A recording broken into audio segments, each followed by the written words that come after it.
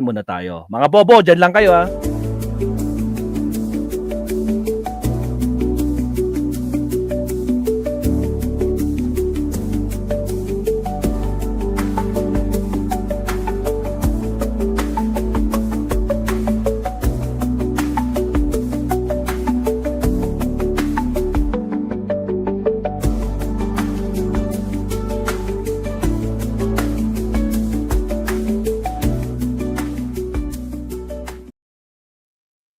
Alright, good morning mga kabsat. Today is May 23 mga kabsat. Siyempre madaling araw. Good morning na mga kakabsat.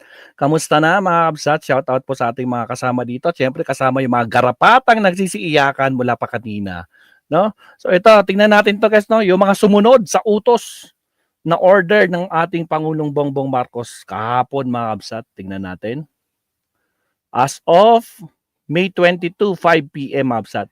Kaninang umaga nasa less than 20, ngayon nasa 33 na. So basahin natin yung mga pangalan mga kabsat, no. Tingnan natin. DOTR Vince Dizon. Yan. Oh, number 1. Number 2. Pwede ba palakihin to? Naku, mukhang kailangan ko i-download ah. Download ko na nga lang. Dali. Download ko lang saglit. Download na lang natin mga kabsat para ma-zoom pa natin. O, yung mga talunan dyan na nag-iiyakan. Good luck sa inyo. Mga garapata talaga kayo. Masakit ba? Nasasaktan sila. My goodness. Alang. Download. Ayun. Okay. Yung na-download ko kasi kanina, konti pa lang, 20 plus lang yun eh. Ito at least to 30 plus na. Okay, here we go. Share. Ito. Yan. Di, mas maganda pag ito. O, yan mga kabsat. O, yung mga nag-courtesy, Cabinet Secretaries who submitted their signified and their courtesy resignations are the following as of May 22, 5 p.m. Number 1, DOTR Secretary Vince Dizon, DSW Secretary Rex Gatchalian, DILG John Vic Remulla, MMDA Chair Romando Artes, DOT Secretary Cristina Franco, DBM Secretary Amena Pangandaman, DOF Secretary Ralph Recto, Solgen Minardo Guevara. Naku, buti naman.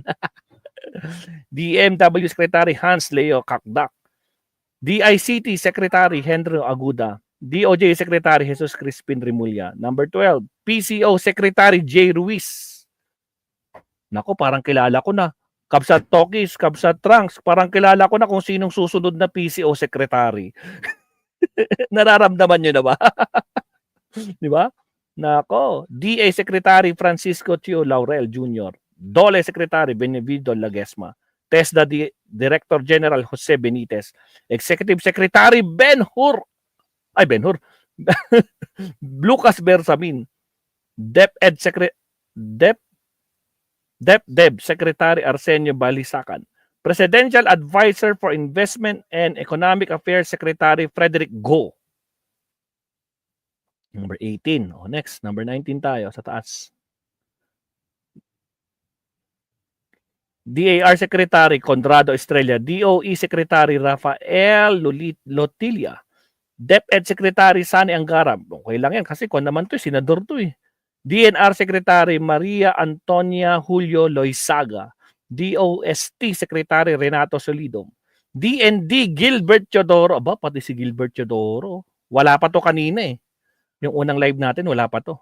National Secretary Advisor Secretary Eduardo Año, DTI Secretary Cristina Aldiguer Roque, DFA Secretary Enrique Manalo, CFO Secretary Dante Ang II, ARTA Director General Ernesto Perez, PLLO Chief Secretary Mark Mendoza, DHSUD Secretary Jose Rizalino Acozar, Presidential Advisory on Poverty. Ay, kilala ko to. Larry Gadon. Ay, Tokis, nagka na si Larry Gadon, di ba? Ay, no, pero sabi niya kasi para meron natang statement siya doon sa isang interview niya na hindi daw siya kasama. Pero nung sinabi ni Attorney Claire sa kanyang press con kanina, tinatawag naman siyang secretary. Secretary ka doon. So, kasama siya. According to according to Yusek Claire. Ito, nagkuan na siya. At saka na-share ko din, no? Yung kuan, DOH Secretary Teodoro Herboso. So, 33 mga kabsat so far ang sumunod kay Pangulong Bongbong Marcos, no? Sa kanyang pag-recalibrate ng kanyang gabinete. Diba? Si Harry Roque daw, bagong PCO Secretary. Aray ko po. Nako po. Ay, salamat. Pati si Recto nag-resign na, sabi naman ni Marnus Vlog. Ayun, no? Mamaya si Michael Pangan live tayo. Mamaya, Michael Pangan live tayo. Ha? Magla-live kayo. Sir Trunks, may live. Oo nga.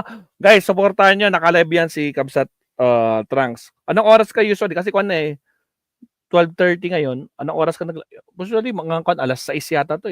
Alas 5 ka ba, Kabsat? Alam ko, mga ganong oras mo 5:30 or 6 yan. Madalas din nagla-live yan si Kabsat Trunks. Supportahan natin kasi kaya i-subscribe nyo na rin ngayon. Shoutout sa ating 477. Subscribe nyo rin itong si Kabsat Trunks. At syempre si Simply Talkers Vlog. Mga kasama natin, no? Bati na tayo. VP, please. Tragis. Ako naka po, hindi niya parang hindi ko, no? Nagpapakiramdaman. Diba? Tapos meron ako narinig dito kay Kwan. Pakinggan natin to guys, ha. Pakinggan natin. Merong sinasabi dito si Vad, pero yung konti lang to, konti lang. Puntahan natin si Vad saglit. Asan na yung ating picture pala to. Dali.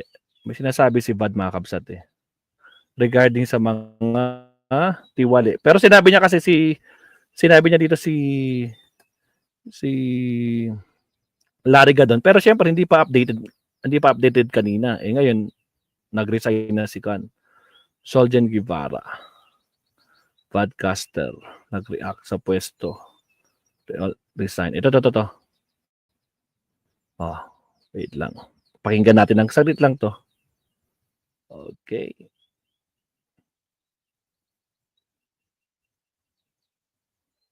Alright. Sounds. Oops. Natapos ko na kasi kanina. Dito banda, sa bandang last part yun FEBC. Good afternoon, Yusek. Ito. At sa aking pagkakaalam, Yan. personally po. Si Larry Gadon yan. Follow-up question, Heidi Sampang, FEBC. Good afternoon, Yusek. Paano po natin parang sa mga taong bayan po, sa mga karaniwang mamamayan, paano po ito dapat Jessie Lardy, shout out. Maxi, shout out. Nila yung Isap-sap. nga po ng courtesy resignation ng lahat ng mga cabinet. Baka lang po kasi may impression na unstable po ang government po natin. Dapat mas matuwa po ang taong bayan dahil pinapakita po ng Pangulo na walang puwang sa gobyerno, sa administrasyon. Mga tiwali. Ang tiwali. Ang korap. Mas maganda po at dapat tanggapin ng taong bayan na mapalitan ang mga ito. Tama. Karapat-dapat sa posisyon. At yun naman po ang kagustuhan ng Pangulo. Ito lahat ay para sa bansa at sa taong bayan. Tumpak. Nako, hinarangan tayo. Dali lang. This is fried chicken. Okay, well said. Future.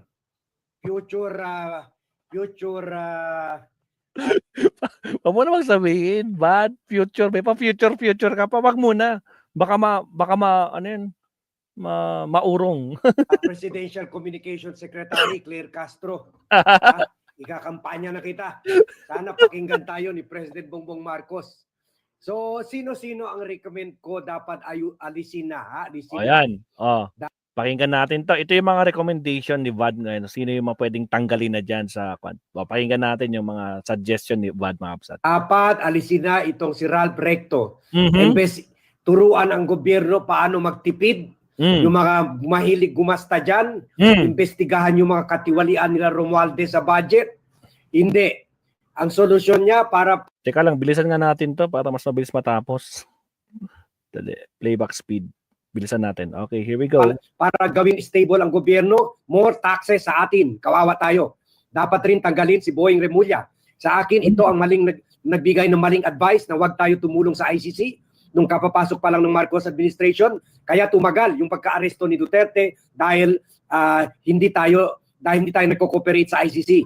Tumagal yung pagka-aresto ni Sara Duterte dahil sa maling advice ni Boying Remulla. Tumagal ang pagka-aresto ni Bongo Bato de la Rosa, Oscar Albayalde at marami pang iba dahil sa maling advice ni Boying Remulla. At naalala pa natin paano niya pinalusot yung anak niya at nagtagal sa pagproseso sa kaso ni Gerald Bantag hanggang nakatakas na ito. At kapalpakan rin nila sa lumaban ng legal battle dyan sa East Timor. Akala nila kayang-kaya nila ang pera ni Arnie Teb. Guys, tanungin ko kayo kay Secretary Remulla. Okay pa ba sa inyo si Secretary Remulla? Press 1. Kung hindi na, press 2. Tingnan ko nga yung kanyo.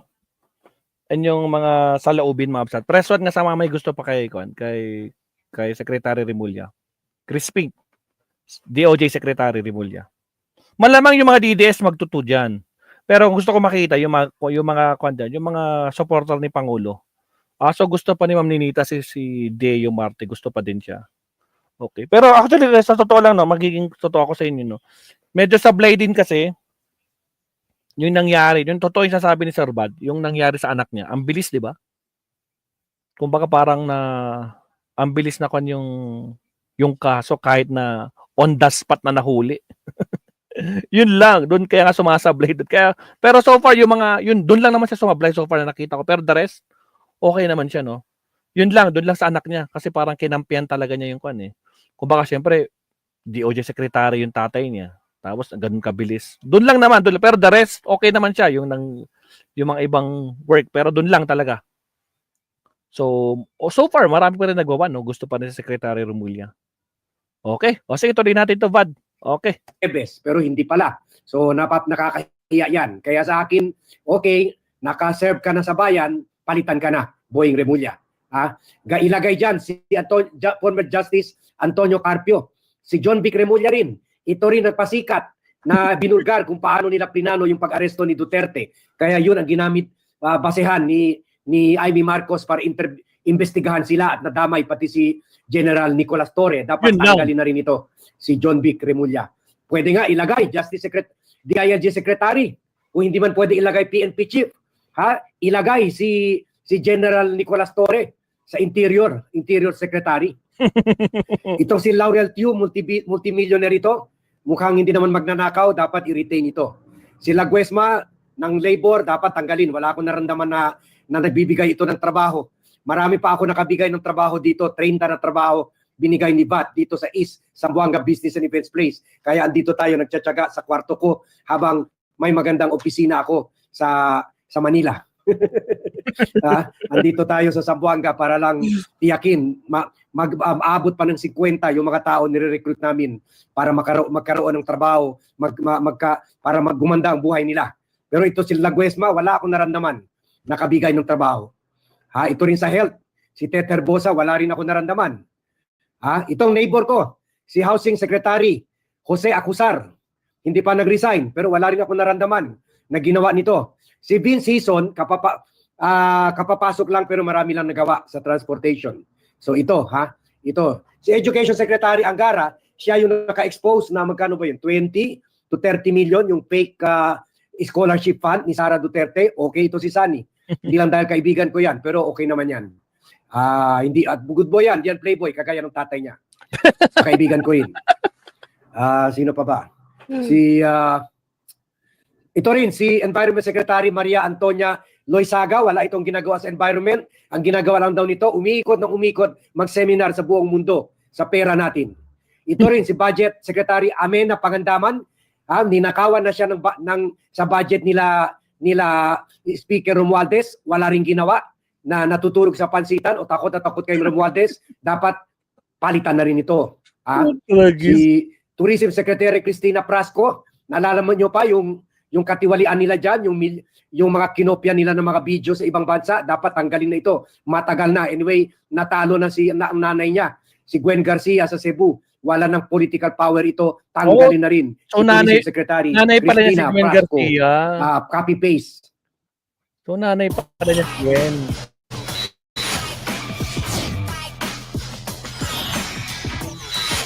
Tuloy. Tourism. Si Social Welfare Secretary Rex Gatchalian, kahit dating kliyente ko ang tatay nito, si William Gatchalian at kapatid niya si Sherwin Gatchalian, parang itong si Rex Gatchalian, hindi rin niya naprotekta ang pera ng bayan, ninakaw ng mga politiko yung mga ayuda, dapat tanggalin na rin. Si Public Works Secretary Manny Bonoan, well, hindi pa naman nag-file ng resignation. Tingnan natin. Ha? Si Migrant Worker Secretary Hans Leo Cardac, ito ang nag-recommend para alisin si Arnel Ignacio, dapat i-retain ito. Ito yung Economic Planning and Development Secretary Arsenio Balisacan, okay ito, nag-resign pero dapat hindi tangkapin. Si National Security Advisor Eduardo Año, ito rin daw pumalpak sa campaign sa Mindanao for Alyansa, kasama si Lagdameo, dapat tanggalin na rin. Sino pa ba? O yan, si Juan Ponce Enrile, okay lang, i-retain yan, okay lang. Kailangan natin yung legal genius niyan. Yan, si Larry Gadon, tanggalin na talaga. Pati si si Presidential Communication Interim Secretary J.B. Ruiz. Si J. Ruiz, dapat tanggalin na rin. Ilagay si Claire Castro. So yan po ang update as of now. We will be giving you more update. May lakad ng sibat sa mga business meeting natin. But kung may time tayo mamaya, nakaw na oras galing sa business meetings, we will be giving you more updates. So for now, thank you very much everyone. Alright, salamat Sir Bad. O yan, narinig natin yung mga opinion ni Sir Bad regarding sa mga dapat na manatili at dapat na magtanggalin na ni Pangulong Bongbong Marcos. Siyempre, kaya nga ginawa yan ni Pangulo para siyempre, kailangan niyang recalibrate yung kanyang gabinete. Kasi napansin niya na talagang kailangan na to kasi nakita natin sa mga ito yung gusto ng tao, hindi lumalabas. So, kailangan sundin, di ba, mga kabsat? So, yung mga garapata, sabi, talunan, di ba? Ngayon magbaback to zero kayo. Yun ang alam nyo. Tapos yun, siyempre, kailangan tanggalin yung mga gabineteng hindi talaga effective sa kanilang mga position diyan. So, ayan. So, congrats. Ang dami rin nag-congrats sa mga dating senador tsaka senador sa ginawa ni Pangulo. Pero yung mga garapata, nag-iiyakan lang yan. Same sila ng narrative, no? Kaya natin sila pinagtatawan kasi utak nila ganito lang, dilis lang talaga, dilis. Agoy. Ito, mas lalong iiyak dito, mga garapata, mga absat. Bakit?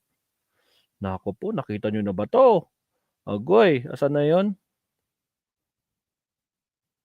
Asan ka na? Ay, tinanggal ko na pala, no? Si Harry Roque, mga kabsat. Nako po, masamang loob nito si Harry Roque. Pero bago yan natin kay Harry Roque, count out ulit tayo kasi puputulin ko nga pala to, no? Count out lang tayo. Harry Roque tayo, mga kabsat. Wait lang, 30 seconds.